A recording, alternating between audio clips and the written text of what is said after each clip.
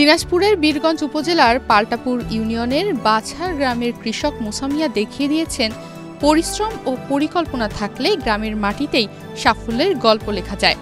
একসময় আলু চাষ করে খুব একটা লাভ না হলেও এখন সেই আলুর জমিতেই তিনি পেঁপে চাষ করে লাখপতি হয়েছেন। আলুর জমিতে তিনি রোপণ করেছেন উচ্চ ফলনশীল হাইব্রিড বাবু ও সুখী জাতের পেঁপে। কৃষি অফিসের পরামর্শ নিজের উদ্যোগে ৩ বিঘা জমিতে প্রায় ৩,০০০ গাছ লাগান মুসা মিয়া।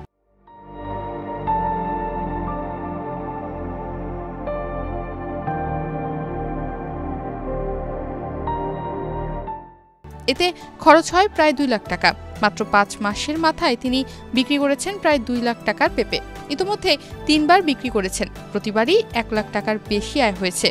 খরচ বাদ দিয়েও রয়ে গেছে ভালো পরিমাণ লাভ। পেঁপেটা বিক্রি করলে দেখা যায় একবার বিক্রি করলে ১ লাখ টাকা আমাদের আসে। তা প্রতি মাসে যদি আমরা বিক্রি করি তাহলে ২ বছরই গাছগুলো থাকবে, তাহলে এটা অনেক লাভজনক ব্যবসা। মুসা মিয়া বলেন, আগে আলু চাষে খরচ বেশি ছিল, লাভ কম ছিল।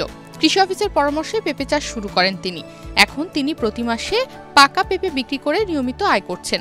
২ বছর পর্যন্ত গাছ ফল দেবে, মানে সামনে আরো বড় লাভ। পর্যন্ত আমি পেঁপে ছিঁড়ছি ৩ কেজি, সর্বোচ্চ ৩ কেজি। আর আপনার দাম পাওয়া গেছে ১০ টাকা হইতে ১২ টাকা ১৫ টাকা পর্যন্ত। একটা গাছে আমরা পেঁপে আপনার ৪০ কেজি পর্যন্ত ছিঁড়ছি। এই উদ্যোগে মুসা মিয়ার সঙ্গে ছিলেন তার ভাতিজা আশরাফুল ইসলাম ও বন্ধু বিপ্লব। তারা ঢাকার নার্সারি থেকে উন্নত জাতের চারা এনে লাগান।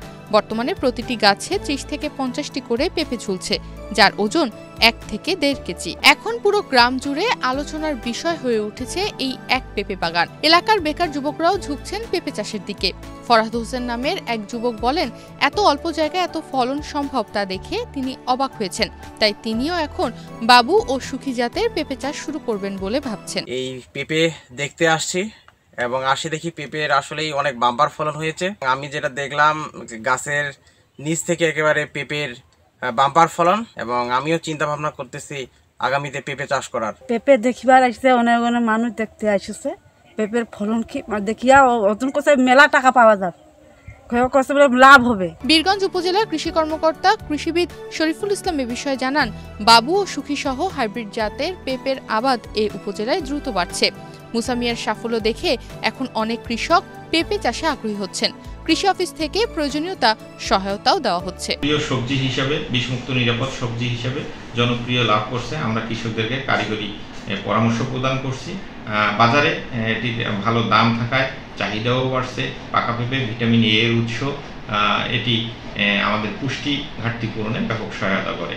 বীরগঞ্জ শহর বিভিন্ন জায়গায় এই পেঁপের চাহিদা বেশি থাকায় কৃষকরা এটি চাষাবাদের দিকে আগ্রহী হচ্ছে।